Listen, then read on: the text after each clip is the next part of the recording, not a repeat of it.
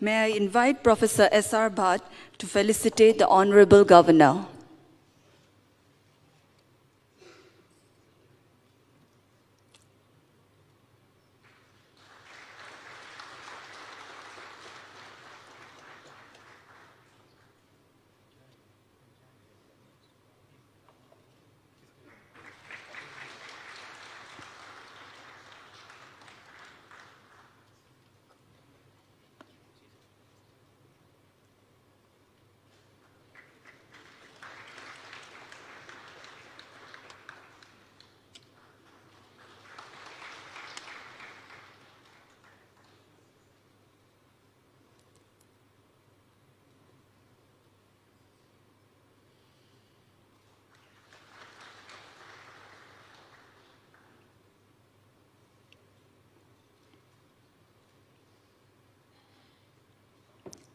May I now request Professor Nirja Gupta to felicitate the Honorable Chief Minister.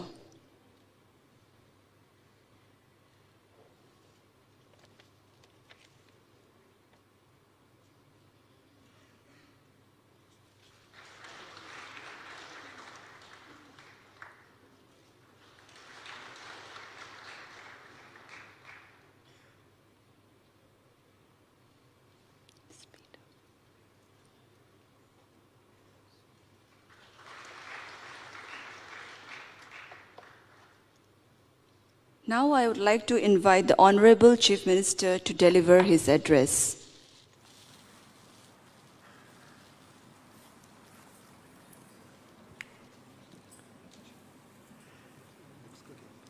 हमारे सौभाग्य से आज इस धम्म सम्मेलन में पधारी हुई भारत की यशस्वी राष्ट्रपति श्रीमती द्रौपदी मुर्मू जी, मैं मध्य प्रदेश की 8.5 करोड़ जनता की ओर से उनका हृदय से स्वागत करता हूं, अभिनंदन करता हूं।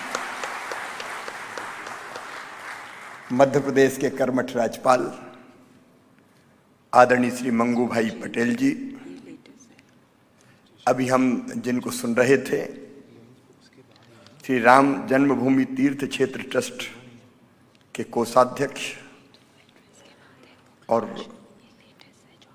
बहुत उत्कट विद्वान आदरणीय गोविंद देवगिरी जी महाराज, आदरणीय प्रोफेसर कोटापति राहुल अनुनायक थेरा जी श्रीलंका से, उगेन दोर जी गृह और संस्कृति मामलों के मंत्री भूटान, विदुर विक्रम नायका बुद्धासन धार्मिक और सांस्कृतिक मामलों के मंत्री श्रीलंका, प्रोफेसर डॉक्टर I.R. तजोकोर्डो ओका अर्थार्दाना सुकावती बाली इंडोनेशिया के उपराज्यपाल, सुश्री उषा ठाकुर जी मध्य प्रदेश की संस्कृति मंत्री, प्रोफेसर S.R. भट्ट जी आयोजन समिति के सह अध्यक्ष, professor Neerja Gupta ji vice chancellor Sanchi बौद्ध भारती ज्ञान अध्ययन विश्वविद्यालय, यहाँ उपस्थित सभी देवियों और सज्जनों, ये मध्य प्रदेश का सौभाग्य है कि 7वां धम्मा सम्मेलन मध्य प्रदेश की राजधानी भोपाल में आयोजित किया जा रहा है। इस अवसर पर पधारे हुए सभी विद्वजनों का मैं हृदय से स्वागत करता हूं, अभिनंदन करता हूं। मध्य प्रदेश की धरती पर सांची बौद्ध भारती ज्ञान अध्ययन विश्वविद्यालय की स्थापना करने का सौभाग्य भी मध्य प्रदेश को प्राप्त हुआ, और आज जब हम धम्मा सम्मेलन में विचार विमर्श के लिए इकट्ठा हैं, तो मुझे कहते हुए आनंद और प्रसन्नता है कि बौद्ध और भारतीय ज्ञान अध्ययन जो इस विश्वविद्यालय द्वारा प्रारंभ किया गया, उसने अनेकों उपलब्धियां हासिल की है। इंडिया फाउंडेशन के साथ मिलके मध्य प्रदेश का संस्कृति विभाग इस आयोजन को कर रहा है। मैं राम माधव जी और इंडिया फाउंडेशन की टीम को भी धन्यवाद देता हूं कि उन्होंने भोपाल को इस धमधम्मा सम्मेलन के लिए चुना। पूरब का मानवतावाद, अभी गोविंद गिरी जी बोल रहे थे। देखिए, हजारों वर्ष पुराना भारत का इतिहास है, अत्यंत प्राचीन और महान राष्ट्र भारत। और अगर मैं मूल चिंतन क्या है भारत का ये बात कहूं तो एक ही पंक्ति में अगर कहूं तो एक ही चेतना समस्त जड़ एवं चेतन में विद्यमान है, अनस्यूत है। एक ही चेतना वो सब में है, मनुष्य मात्र में है। और इसलिए भारत में कहा गया सिया राम मैं सब जग जानी, सब में सीताराम है, वो ही है सब में। या कबीरदास जी ने कहा साहब तेरी साहबी हर घट रही समाए, ज्यों मेहंदी के पात में लाली लखी ना जाए। इसको और अगर बढ़ाएं तो स्वामी जी जिस श्लोक का भी उल्लेख कर रहे थे, इसलिए भारत में कहा गया अयम निजम पराबेत्ति गणना लघुचेत साम, उदार चरिता नाम तू वसुदैव कुटुंबकम। ये मेरा, ये तेरा है। ये छोटे सोच वालों का, छोटे दिल वालों का सोच है। जो विशाल हृदय के होते हैं वो तो कहते हैं सारी धरती ही एक परिवार है, सारी वसुधा ही एक परिवार है। इसलिए हमारे यहां कहा गया आत्मवत सर्वभूतेषु, सबको अपने जैसा मानो, कोई भेद नहीं। इसलिए शायद कहा गया कि जियो और जीने दो। और अगर आगे बढ़कर कहूं तो मैं भारत के गांव गांव में, केवल विद्वानों की सभाओं में नहीं, गांव गांव में आज भी हर धार्मिक आयोजन में बच्चा बच्चा इस मंत्र का उच्चारण करता है, उद्घोष करता है कि धर्म की जय हो, अधर्म का नाश हो और प्राणियों में सद्भावना हो। बच्चा बच्चा भारत का उद्घोष करता है प्राणियों में सद्भावना, केवल मनुष्य मात्र में नहीं, प्राणियों में सद्भावना हो और विश्व का कल्याण हो। यह भारत का बच्चा बच्चा गाता है। ये वही सोच है, एक ही चेतना। और सचमुच में इसी भाव के कारण हमने पशुओं में, पक्षियों में, कीट पतंगों में उसी एक आत्मा को देखा। शायद इसलिए जो दशावतार भारत में माने गए हैं उनमें से जो 4 अवतार 12 है, मत्स्य कूर्म 3 और एक चौथा नरसिंह अवतार, ये आधा मनुष्य का और आधा पशु का हुआ। एक आत्मभाव से देखने का भाव है। शायद इसलिए हमने नदियों की भी पूजा की, मां माना। गंगा सिंधु कावेरी यमुना च सरस्वती रेवा महानदी गोदा ब्रह्मपुत्र पुनात्मान, पवित्र माताएं हैं। इसलिए हमने पेड़ों की पूजा की। अभी भगवान बुद्ध की प्रतिमा महामहिम राष्ट्रपति जी को भेंट की तो पीपल के पत्ते पे। अब आप देखिए, बट का वृक्ष, पीपल का पेड़, इसमें भी वही चेतना है। ये भारत के दर्शन में आपको हर जगह मिलेगी।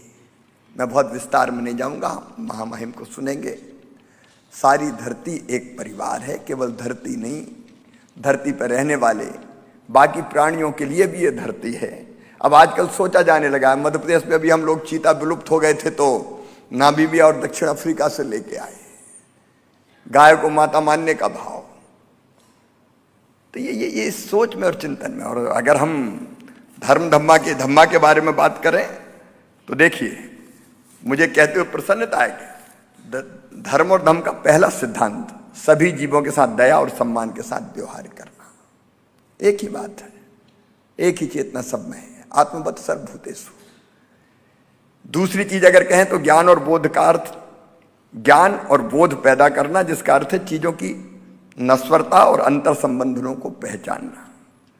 और तीसरी अगर करें तो आंतरिक शांति और निर्विकार भाव विकसित करना। यहां विद्वानों की सभा है, अलग अलग बिंदुओं पर आप गंभीर चिंतन और मंथन करेंगे और मुझे पूरा विश्वास है कि इस चिंतन से जो अमृत निकलेगा वो दुनिया को शाश्वत शांति के पथ का दिग्दर्शन कराने में सफल होगा। क्योंकि इस देश ने, इस धरती ने, भगवान बुद्ध ने भी जो कहा वो यही था युद्ध नहीं, शांति, घृणा नहीं, प्रेम, संघर्ष नहीं, समन्वय, शत्रुता नहीं, मित्रता। और मुझे लगता है यही वो मार्ग है जो भौतिकता की अग्नि में दग्ध विश्व मानवता को शाश्वत शांति के पथ का दिग्दर्शन कराएगा। और इसके लिए धम्म और धर्म सम्मेलन बहुत उपयोगी सिद्ध होगा। एक बार सभी अतिथियों का पुनः हृदय से स्वागत करते हुए मैं अपनी वाणी को विराम देता हूं। धन्यवाद। Thank you, Honorable CM, for your endearing speech. Now we will have the book launch of the Panorama of Indian Philosophers and Thinkers Encyclopedia Collection, authored by Professor S.R. Bhatt and Professor Nirja Gupta.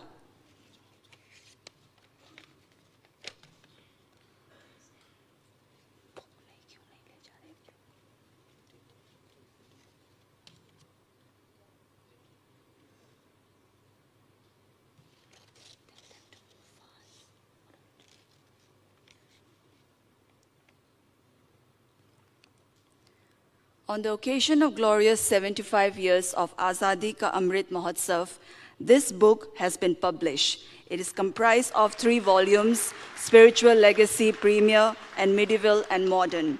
In this regard, many philosophers and scholars of India have submitted their entries into this compilation, and this is the first of this kind in India.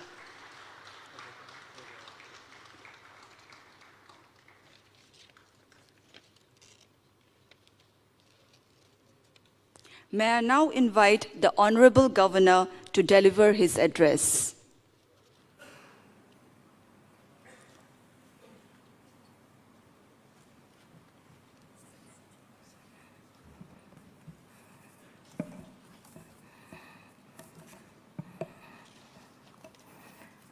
सभी को नमस्कार। 7वें international धम्म conference में पधारे भारत की माननीय राष्ट्रपति महोदया श्रीमती द्रौपदी मुर्मू जी, मध्य प्रदेश के मुख्यमंत्री श्री शिवराज जी चौहान जी, भूटान के गृह एवं संस्कृति मंत्री श्री उगेंदर जी, श्रीलंका के धार्मिक एवं सांस्कृतिक मंत्री विदुरा विक्रम नायका जी, श्री राम जन्मभूमि तीर्थ क्षेत्र ट्रस्ट के स्वामी गोविंद देव गिरी महाराज जी, मंचासीन महानुभाव, उपस्थित संतगण, भाइयों और बहनों, आप सभी का मैं अंतर की गहराई से आप सबका स्वागत करता हूँ। राजा भोज के ऐतिहासिक नगर भोपाल में नए युग के लिए पूर्वी मानवतावाद विषय पर अंतर्राष्ट्रीय धर्म अंतर्राष्ट्रीय सम्मेलन के 7वें संस्करण का आयोजन करने के लिए सांची बौद्ध भारतीय ज्ञान अध्ययन विश्वविद्यालय एवं इंडिया फाउंडेशन को बहुत बहुत बधाई देता हूँ। मैं इस सम्मेलन में विदेश एवं भारत से पधारे सभी प्रतिनिधि, सम्मानीय वक्तागण और अपने अपने शोध पत्र प्रस्तुत करने वाले सभी अतिथियों का स्वागत करता हूँ। मुझे ये जानकर प्रसन्नता हो रही है कि इस प्रतिष्ठित सम्मेलन में 15 देशों के प्रतिनिधि भाग ले रहे हैं। हमारे देश की सदियों पुरानी परंपरा विश्व शांति और मानव जाति के कल्याण में विश्वास रखती है और उसे बढ़ावा देती है। हमारे भारतीय दर्शन की मान्यता इस विश्वास में निहित है कि विश्व सबके लिए है और युद्ध की कोई आवश्यकता ही नहीं है।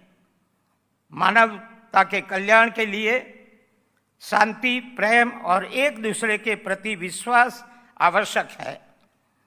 यहाँ तक कि नैतिक और व्यवहारिक क्षेत्र में बौद्ध दृष्टिकोण भी मानव जाति की भलाई के लिए महत्वपूर्ण है।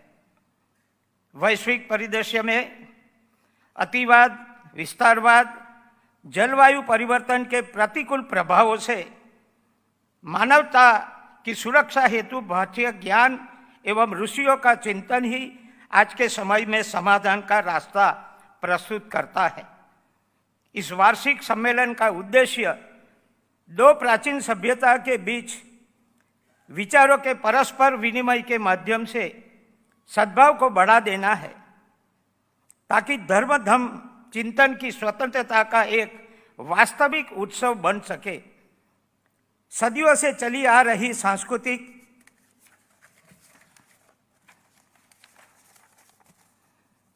और सभ्यतागत अंतर संबंध के द्वारा जो चिंतन परंपरा चली आ रही है, उस पर बदलते समय और परिप्रेक्ष्य में नई दृष्टि से विचार किया जाएगा, ताकि एक समृद्ध समाज, राष्ट्र एवं विश्व का निर्माण हो सके। हिंसा और युद्ध से कराते विश्व के लिए बुद्ध एक समाधान है। भारत के हृदय स्थल मध्य प्रदेश में बौद्ध परिभ्रमण पथ भगवान बुद्ध के उन्हीं शिक्षाओं को प्रसारित करने वाला केंद्र के रूप में स्थापित है। मैं आश्वस्त हूं कि यह अंतर्राष्ट्रीय सम्मेलन युद्ध एवं पीड़ा से कराते विश्व को शांति का मार्ग दिखाने में सक्षम होगा। आभार। भारत माता की जय। Thank you, Honorable Governor, sir, for your kind remarks. It is indeed my proud privilege to request the Honorable President of India to deliver her address.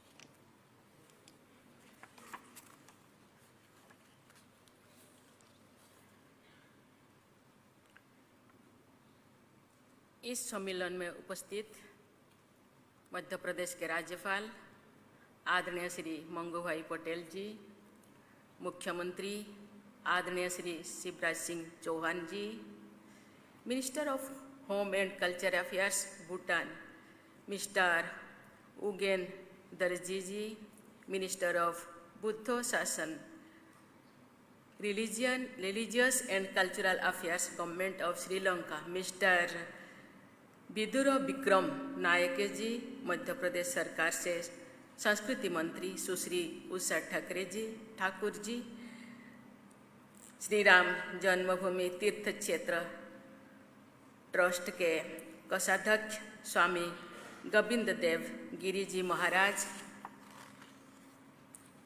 वेनेरेबल professor कोर्ट PTO Rahula Anunayaka Thero ji from Sri Lanka, Vice Governor of Bali, Indonesia, Professor Dr. I.R. Jakardaoka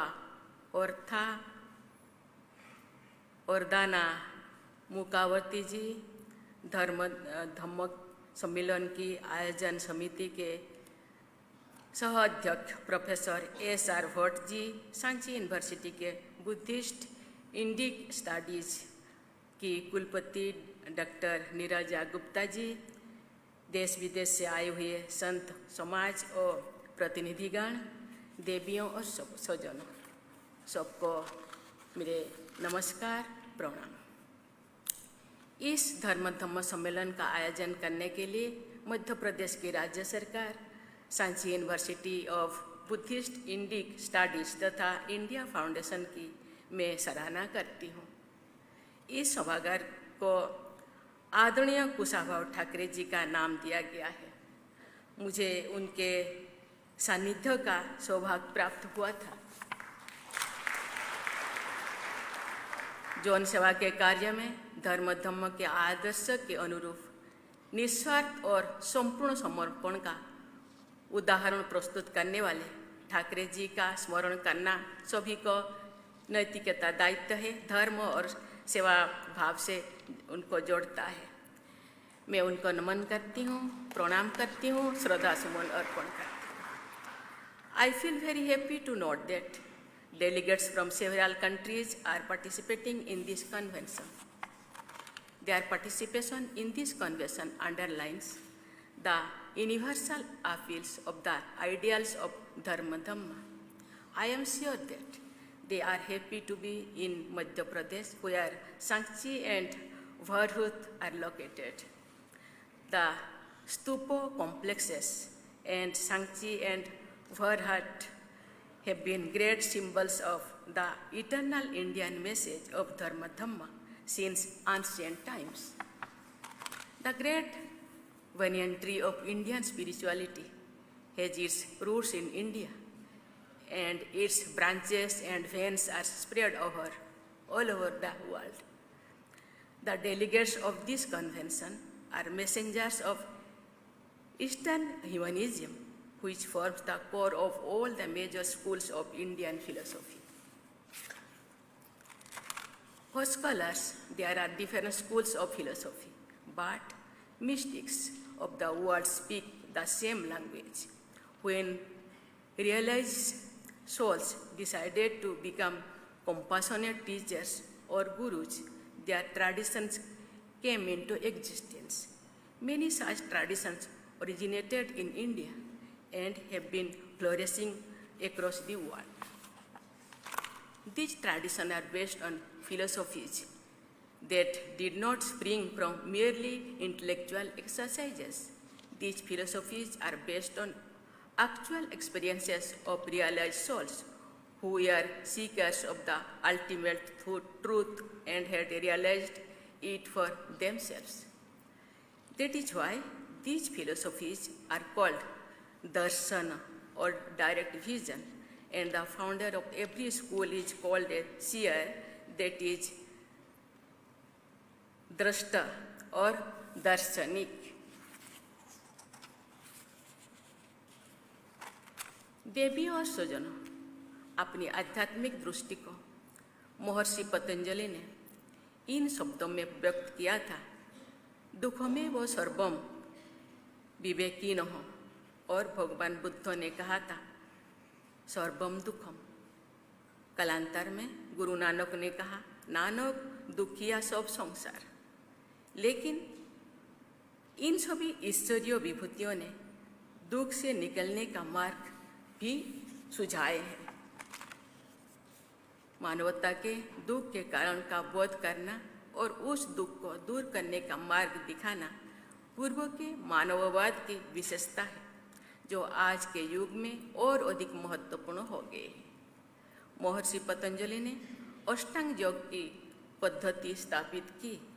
भगवान बुद्ध ने अष्टांगिक मार्ग को प्रकाशित किया।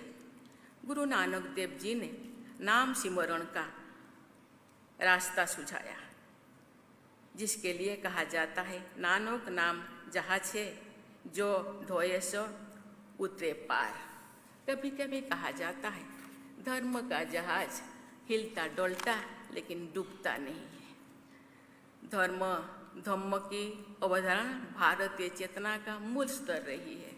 हमारी परंपरा में कहा गया है धार्यते अनेन इति धर्म, अर्थात जो सबको धारण करता है, यानी आधार देता है, और धर्म है। धर्म की आधारशिला पर भी पूरी मानवता टिकी हुई है। राग और द्वेष से मुक्त होकर मैत्र, करुणा और अहिंसा की भावना से व्यक्ति और समाज का विकास करना पूर्व के मानववाद का प्रमुख संदेश रहा है।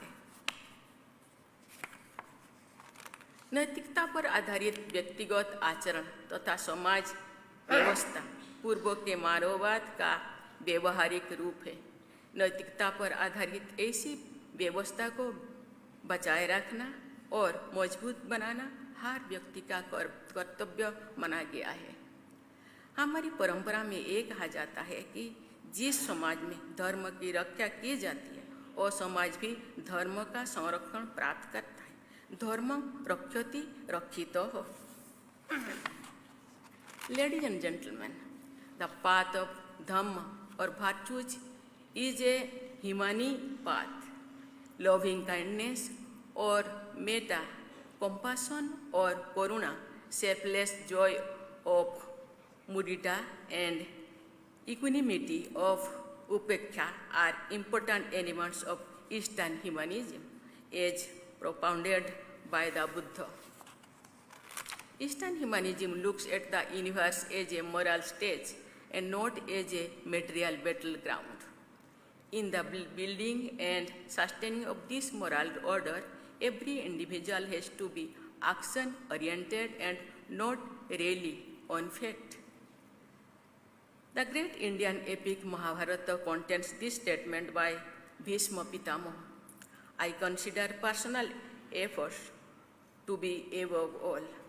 Belief in the fact makes men dull.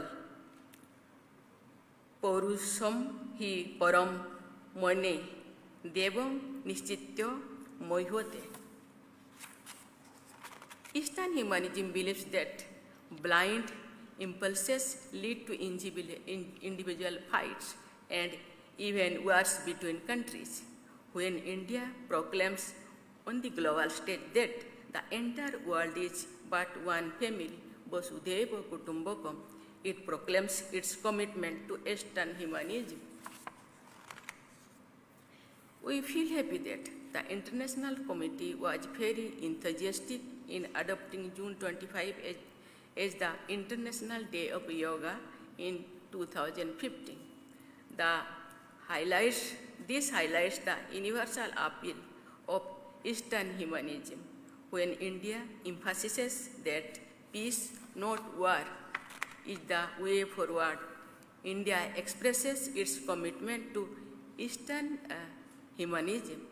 In recent times, India has been trying to correct many prevailing global perceptions, but the idea of progress, development, and a fair world order. देवियों और स्वजनों, मुझे ये देखकर गर्व होता है कि हमारे देश की परंपरा में धर्म को समाज व्यवस्था और राजनीतिक कार्यकलापों में प्राचीन काल से ही केंद्रीय स्थान प्राप्त है। आज से 2000 वर्ष से भी पहले हमारे देश में धर्म महात्मा के पद को सबसे महत्वपूर्ण माना जाता था। पुरुषार्थ चतुष्टय की अवधारणा में अर्थ और काम के साथ साथ धर्म और मोक्ष का स्थान दिया गया था। स्वाधीनता के बाद हमने जो लोकतांत्रिक व्यवस्था अपनाई, उस पर धर्म धम्म का गहरा प्रभाव स्पष्ट दिखाई देता है। हमारे राष्ट्रीय प्रतीक चिन्ह सारनाथ के अशोक स्तंभ से लिया गया है। हमारे राष्ट्रीय ध्वज में धर्मचक्र सुशोभित है।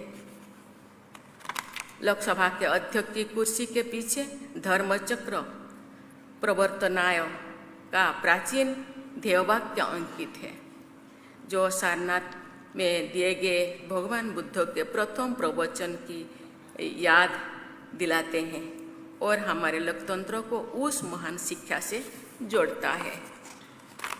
राष्ट्रपति भवन हमारी लोकतांत्रिक व्यवस्था का महत्वपूर्ण प्रतीक है।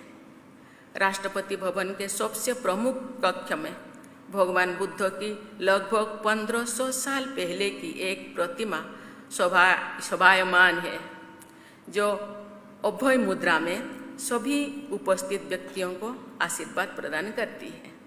भगवान बुद्ध से जुड़ी अनेक कलाकृतियाँ राष्ट्रपति भवन में विद्यमान है। गोया में पीपल की जिस वृक्ष के नीचे समाधिस्थ होकर सिद्धार्थ गौतम भगवान बुद्ध बने थे, उसके 2 पौधे मंगवाकर राष्ट्रपति भवन के उद्यानों में लगाया गया। मेरे पूर्ववर्ती राष्ट्रपति श्री रामनाथ कोविंद जी द्वारा लगाए गए ये पौधे भगवान बुद्ध की विरासत के साथ राष्ट्रपति भवन के संबंधों को जीवंत बनाए रखेंगे। राष्ट्रपति भवन के स्टेट कॉरिडोर में धर्म धम्म परंपरा का कलात्मक रूप देखा जा सकता है। वहाँ श्रीमद् भागवत गीता के लगभग 70 श्लोक कुशल कलाकारों द्वारा लिखे गए हैं। हमारे राष्ट्रपिता महात्मा गांधी महाकारुणिक भगवान बुद्ध के अहिंसा तथा करुणा के संदेश को अपने जीवन मूल्यों तथा कार्यों के द्वारा प्रसारित करते थे। बापू की प्रार्थना का आरंभ एक बौद्ध मंत्रों से होता था।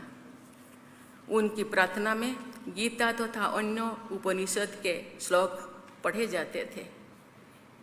हम सभी जानते हैं कि गांधी जी ने एक आदर्श राज्य की अवधारणा को रामराज्य का नाम दिए थे। धर्मों की हमारी परंपरा में सर्वे भवन्तु सुखिनो, भवन्तु सब्ब मंगलम और सर्वदा भला की प्रार्थनाएं हमारे जीवन का हिस्सा रही है। यही पूर्व के मानववाद का सार तत्व है और यही आज के युग की सबसे बड़ी ज़रूरत भी है। ये सम्मेलन मानवता की एक बड़ी ज़रूरत को पूरा करने की दिशा में एक सार्थक प्रयास है। इसीलिए मैं एक बार फिर सभी आयोजकों की सराहना करती हूँ। मुझे पता चला यहाँ 15 देशों से और आए हैं ज्ञानी, गुणी, महात्मा, गुरु, भिन्न भिन्न धर्म के। साथ ही साथ ये सम्मेलन 3 दिन चलने वाले हैं। मुझे लगता है ये 3 दिन का चिंतन मंथन आगामी मानव समाज को ये एक ऐसे संदेश देना चाहिए, देश विकास होना चाहिए, विकास के साथ साथ मानवता को बनाए रखने के लिए एक संदेश भी जाए दूर दूर तक, आत्मा तक, मनुष्य तक। विकासता के साथ आत्मिक विकास, धार्मिक विकास भी होना चाहिए। मैं ये मंगल कामना करती हूँ कि समस्त विश्व समुदाय पूर्व के मानववाद से लाभान्वित हो और धरती माता की सभी संतानें शांतिपूर्ण तथा सुखमय जीवन व्यतीत करें। धन्यवाद। जय हिंद, जय Bharat. Thank you, Honorable President, for your enriching address. May I request everyone to please rise for the national anthem.